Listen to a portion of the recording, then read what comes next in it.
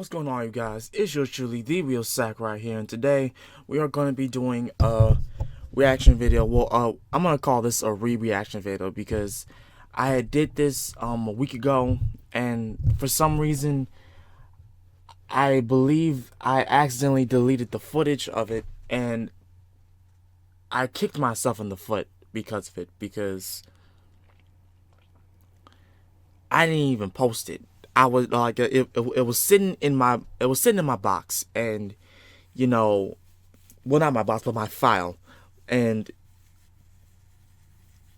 for the life of me, just by trying to clean things up in my file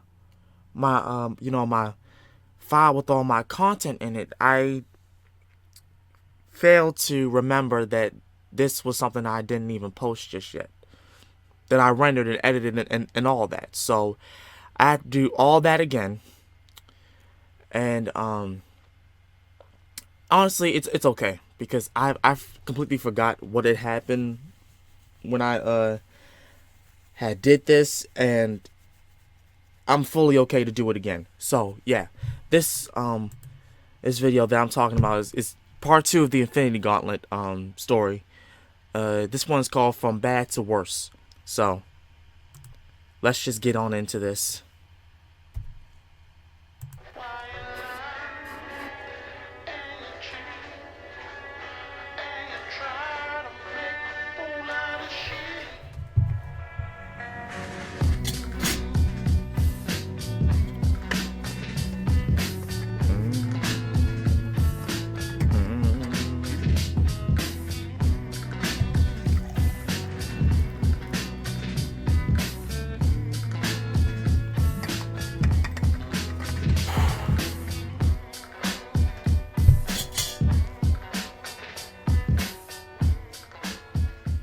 So as we continue with part 2 of the Infinity Gauntlet, what we see is that we're picking up with Doctor Strange here.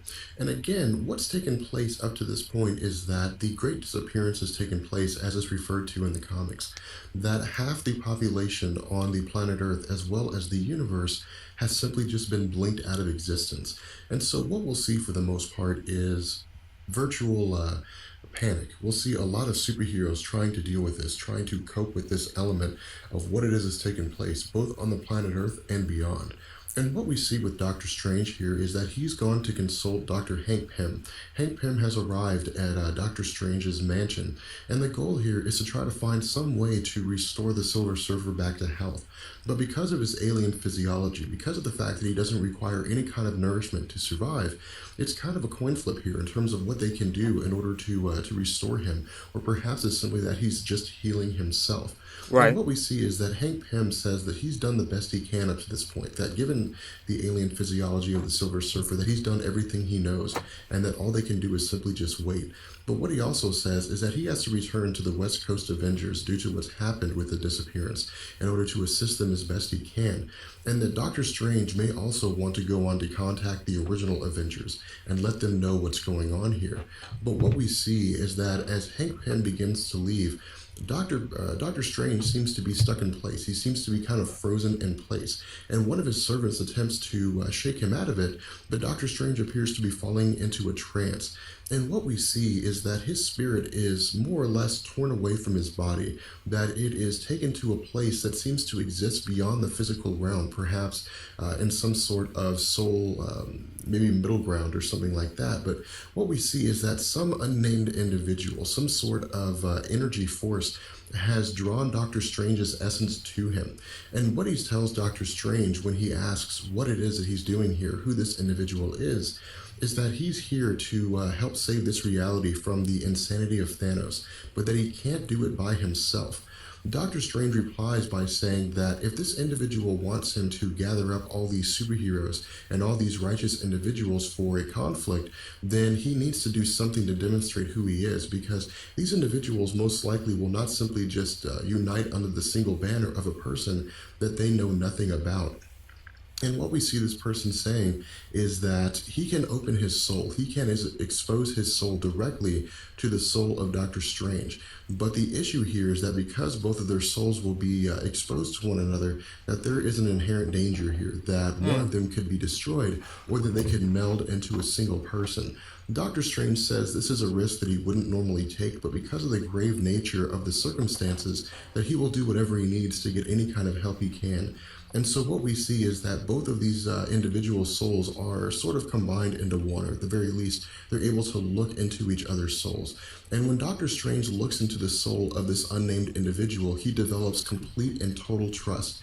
He now believes him and trusts in him implicitly, and says that he will do anything he needs to in order to assist this individual in any way that he can. From here, we switch to Doctor Doom, and what we see is that Doctor Doom is using his various technology and instrumentation at his disposal to trace the origin, to trace the location of the disappearance, and he traces the energies that caused the Grace disappearance onto the other side of the galaxy, on the far side of the Milky Way galaxy. And so the information that he has here is that one, he knows where it is, but that two, he's also recognizing some kind of phenomena that seems to be very similar to the energies that cause the elimination of half the life in the universe, and that this phenomena is emanating from the residence of Doctor Strange. And so what we see Doctor Doom saying here is that this is his universe. These are his people on the planet Earth, and that no one has the right to go in and to effectively begin wreaking havoc without either speaking with him directly or somehow asking for his assistance or involving him in some manner. And so we see Doctor Doom undertaking the task of finding out what it is that has gone on here. But Doctor Doom, again, also has his own motives here, because he sees this as a chance to expand his own power, given the great power that was used for this vast disappearance, and to also expand his scientific knowledge. And so this, for the most part, is the biggest reason why he's here, and we'll see that play out when we get to the actual all about conflict getting on an the advantage. Shrine of Death out in space later on in the Infinity He's Gauntlet all about story. getting an advantage, From always. here, we transition to Drax the Destroyer, Eros, and Firelord on Titan. And what we know here Then I is remember that this. Mentor, who I remember was this. the This father was crazy. of Eros and Thanos, is one of the individuals who has vanished from the universe. And what we see is that Isaac, again, the autonomous computer system within the fortress of Titan, so to speak, is informing Eros and Firelord and Drax the Destroyer that this is all a universal act, that this is all taking place across the universe, that it's not simply confined to Titan, it's not simply confined to the Milky Way galaxy, that all life in the universe has simply vanished. We then see that Eros simply just disappears. But what we know here is that Eros is not one of the individuals who has simply vanished due to the Great Vanishing, because this has already taken place. What we see is that Eros has been taken by Thanos. Thanos, presumably using the space gem, has transported Eros to his location. And Eros realizes that Thanos is in possession of the power gems. Now, what Eros tells us here is that he's familiar with the Infinity Gems. He's familiar with what it is that they can do. Now, how familiar he is with them is something that Marvel doesn't explain. He simply just tells us that he knows what they are. And he recognizes that with all of them on a single gauntlet, with all of them being wielded by one individual, that this individual possesses a power that is virtually unrivaled within the main Earth 616 Marvel universe. And so what we see is that Eros begins to look around, and he recognizes Mephisto, but he also recognizes Mistress Death. He recognizes Nebula, who's simply just walking around as a corpse, who is walking this fine line between life and death. Thanos says that this is a family reunion, that he has restored Nebula, or that he's brought Nebula to him, more or less poking fun at the fact that she had presented herself as a granddaughter to him falsely. And he also says that his mate, that his lover here, presumably playing the role of his wife, is Mistress Death, and that Mephisto is simply here as an advisor. Eros asks why Mentor isn't here, and Thanos replies that Mentor wasn't invited, nor will he be. And he says that he intentionally ensured that that Mentor was one of the individuals who was This is eliminated even during more the Great crazy. Vanishing, that he made sure that he was one of the people who was simply just blinked out of existence. And the reason why is because Mentor would attempt to find a way to take the Infinity Gauntlet from Thanos. He would try to find some way to bring this conquest to an end, and would be one of the few individuals within the Marvel Universe that would probably be able to do it. Not in the sense of sheer raw power, but in the sense that he would be able to organize forces in such a way that he would be able to achieve this act. But what Thanos says is that ultimate power is now his, that he can reshape the universe with it, and that nothing can interfere with this mission. What we see Eros doing here is playing on this. Eros says that if this is what Thanos wants, then nothing will interfere, that he will do everything he can to help Thanos as best he can. But what we see Thanos realizing here is that Eros is using his powers to manipulate emotions on Thanos. And so Thanos simply says, how poignant, how powerful and charming can Eros be when he can't talk? And so he takes Eros's mouth away. From here, we see Thanos saying that this is how all things shall be from this point forward. Anything that irritates Thanos will simply just cease to be. At this point, we switch back to Captain America, and what we get here is more or less a list, not a full list, but a pretty significant list of which superheroes have gone missing as a result of the Great Vanishing. And this is a pretty important list, and the reason why is because throughout this conflict, a lot of you guys will ask questions like, where is Hercules? Where is Archangel? Where is the Invisible Woman, the Fantastic Four? Where's Night Thrasher or the Vindicator from Alpha Flight? You guys will There's ask heroes in here I don't even know. where these superheroes are. And so what Marvel The has done is they've laid Sasquatch? out some of the more significant members of the X-Men, the Avengers, Alpha Flight, and various other superhero teams that were relatively popular at the time this story was written, and simply said they're just not here anymore. They've simply just been among the individuals who have been blinked out of existence. And so what we see here is that Captain America, She-Hulk, and the man standing in the place of Thor, Eric Masterson, analyzing all this information. Now, this idea of Eric Masterson is something that I would like you to keep in the back of your head, because this, again, is not the real Thor. Now, the story in terms of how it is that Eric Masterson begins to undertake the role of Thor and how he takes over this role for a pretty good amount of time is a very, very good story. And so I'd like to do that justice, and we'll talk about that when we actually get into our discussion of Thor after we finish various characters when Infinity Gauntlet is over. But for the most part, all we need to do is simply just be aware of the fact that this is not Thor Odin's son. This is simply just Eric Masterson. And what we see is that all these individuals are focusing on the fact that things are, for the most part, very, very bad. That Eric Masterson is trying to undertake the role of Thor, trying to speak like Thor, trying to ensure that he's passed off as Thor, but that everybody else is trying to deal with the fact that some of the most prominent superheroes in the Marvel community are just gone. At this point, we switch to Odin, and what we see is that Odin is in Asgard, and he's wearing the ceremonial eye patch of sorrow. Now, this is something that a lot of people get confused. In the movie of Thor, we saw that that Anthony Hopkins was wearing an eye patch. The eye patch is worn as a ceremonial thing. It's not something that Odin actually has to wear. He hasn't actually lost an eye. And for the most part, what we see here is that Odin has called together the Sky Fathers. Now, the Sky Fathers are what we would consider to be the old gods. These are people like Zeus, Osiris of Egypt. These are what we would look at to say that older parts of society, older parts of the world, generations and thousands of years ago, these were the people, these were the gods that ancient humanity worshipped. But in the Marvel Universe, these are actual beings. These are true beings. They may have been forgotten over the years. They may no longer be worshipped by people over the years, but it doesn't take away from the fact that they are real and they have a vast amount of power. And as these individuals form under the name of the Sky Father, they have of the Sky Fathers, they have a significant amount of power. And what Odin does here is Odin calls them together, bands them together, and says that because of this great power, because of this great threat, that they need to fight together in order to try to defeat Thanos. But for the most part, this would be a laughable conquest at best, because the Sky Fathers, despite their vast power, have absolutely no ability to thwart the power of Thanos at all in any way. From here, we transition to Wendell Vaughn, to Quasar, and all we see with this bit of the story is that Quasar has simply arrived to predestined or a arranged set of coordinates by epoch. And what he simply says here is that he's just supposed to wait, that Quasar is simply just supposed to hold out here, that he's not supposed to do anything until he's instructed to. From here, we switch back to the story of Ralph, who has now undertaken the role of Pip the Troll.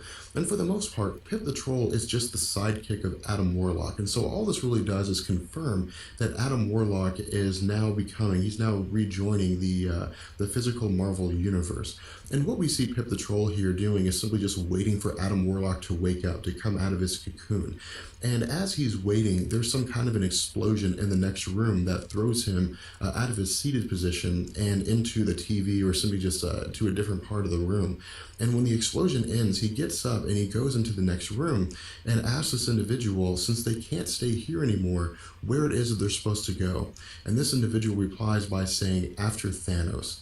From here, we switch back to Doctor Doom at the residence of Doctor Strange. And what we see is that the Silver Surfer has now woken up. He's now come to. And Doctor Doom has his Doombots restraining Doctor Strange. And what we see is Doctor Strange pleading with Doctor Doom, saying that he is meddling in dangers that he doesn't really understand. He doesn't really know what's going on here. But what we see is that the Silver Surfer tries to stop Doctor Doom. He tries to overpower Doctor Doom.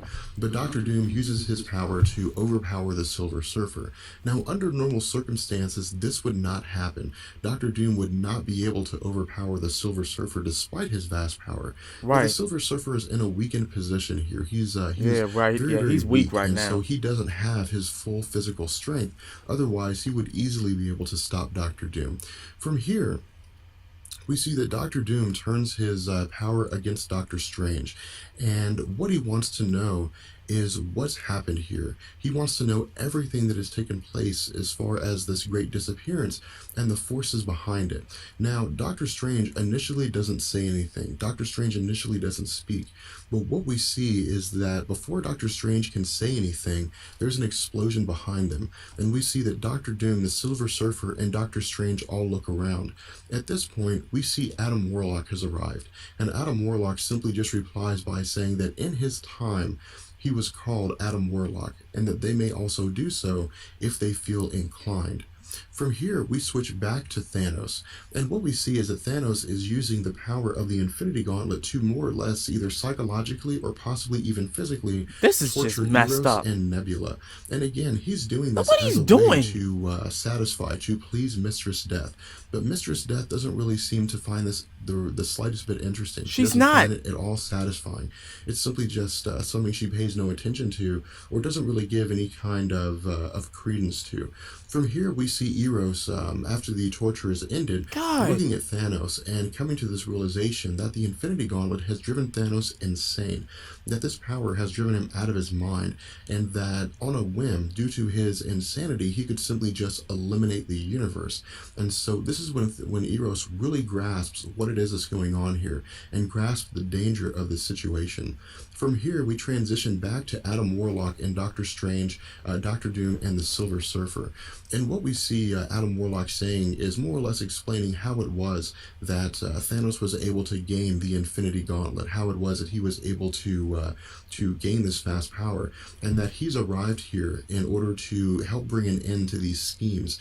Doctor Strange realizes that Adam Warlock was the one that communicated with him earlier when he came to this understanding of what it meant to undertake the role of uniting all of these superheroes. We also see Doctor Doom commenting and saying that this is a set of circumstances whose peril, whose danger almost rivals that of the coming of the Beyonder. Now, Doctor Doom says that it does rival the coming of the Beyonder, but there's a vast difference here. The Beyonder had power that dwarfed anything that the Infinity Gauntlet could do. He was from an entirely different universe, entirely different multiverse, and he had incredible power and could do pretty much anything that he wanted to. But we'll talk more about him again when we get into the Secret Wars 1 and 2 and the Beyonder. But what we see is that Adam Warlock says that this is going to be difficult. This is going to be a fight that will very well cost the lives of some individuals and will require 100% of everybody, because it's going to, they're basically going to be going against forces that are going to require cunning and guile to defeat, as opposed to simply sheer power. From here, we see that Dr. Doom challenges Adam Warlock and asks him by what right it is that he claims the mantle of leadership. Adam Warlock replies here by saying that he is the one who battled Thanos previously, that he's the one that knows the secrets of the inner workings of the Infinity Gems, and so with that knowledge, he's the only one that's really equipped to combat Thanos. He's really the only one capable of going against Thanos and successfully being able to organize forces in an effective way to where Thanos can be defeated. At this point, we see Dr. Doom more or less counting his losses and just kind of accepting this and sort of moving forward. But what we'll see is that, again, this is not necessarily acquiescence by Dr. Doom so much as it is Dr. Doom just biding his time. What we also see is the Silver Surfer commenting on whether or not Adam Warlock is truly the person that should lead them. That is Adam Warlock really the best choice here? That Adam Warlock seems vastly different from the Adam Warlock that he had met in the Soul World. And so because no one really knows anything about him, no one really knows anything about his motivations other than what he claims his motivations to be. From here, we transition back to Thanos, and again, we see Thanos manipulating reality to torture Eros and Nebula. And again, he's becoming extremely angry here. He's becoming extremely frustrated because Mistress Death will not acknowledge him. Mistress Death will not return his affections. And we see him yelling at her. We see him screaming at her, asking what it is that it would take to please her. That he's done everything that she's asked. He's given her the entire universe. That he would do anything in order to make her love him. That all he asks here is that she simply just use her voice and speak his name aloud. And that would be enough. And so what we see is that Thanos, in his anger, lets off an energy blast. He lets off this massive force of energy in all directions. And what we see is that the first thing that encounters, or that is encountered by this energy blast, is a 20-million-year-old red giant. And what this red giant does is simply just destroy. It simply just explodes. And that's the end of it. From here, we see some kind of spaceship traveling through the cosmos, and the planet that the spaceship is approaching is destroyed. And we see an individual here telling us that the wrath of Thanos, the Supreme Being, is something to behold. That this planet is the second planet to be destroyed as this being was traveling to it. That is the second banquet that has been robbed from him. And what we see is that this person is Galactus. And Galactus is again attempting to satiate his hunger, but also recognizes that the vast power that Thanos has here is something that cannot be ignored. That is going to require that Galactus go through the process of bringing together a multitude of forces in terms of the cosmic entities in order to attempt to bring an end to the power that Thanos has here. And that the issue here is that the emanations that are being released here, that the power that is being displayed here by Thanos will reach the planet Earth, and that it will only contain about 2% of its power, but it will be a massive amount of energy nonetheless. And so what we see is that we transition to the planet Earth, and we see that Cloak, who is one half of the team Cloak and Dagger, is by himself. That Dagger is gone. She is one of the individuals who has simply been blinked out of existence. And that Cloak feels as though because his other half is gone, that while they were linked, while they were kind of like two halves as a whole as he describes it, that he doesn't really feel like he has a reason to go on. But what we see is that he finds this reason to continue as this force that was emitted by Thanos reaches the planet Earth and shakes the entire planet, crumbling several cities and wiping out the Japanese islands. And of course, we see that Cloak uses his ability to save various humans, to save them from their impending deaths of falling off buildings or else being crushed by rubble. From this point, we transition back to Doctor Strange, Silver Surfer, Dr. Doom, and Adam Warlock. And what we see here is that these individuals are trying to deal with the aftermath of this. They're trying to understand the aftermath of what's gone on here. That the power that Thanos has demonstrated, despite being on the other side of the galaxy, is a power that most of them couldn't really even fathom. And that it will take an incredible organization, an incredible upheaval for all of them to be able to go successfully go toe-to-toe with Thanos. And so what we see as a comment here, we see the question being asked, what was that? What was that energy blast? From here, we're going to bring an end to this video, and in the next video, we're going to pick up with battle formations, preparations for war, and we'll see that we're more or less seeing superheroes being organized. We're seeing superheroes being brought together by Adam Warlock as they begin the preparations for taking on Thanos. With that being said, I will catch you guys in the next video. Peace. Oh man.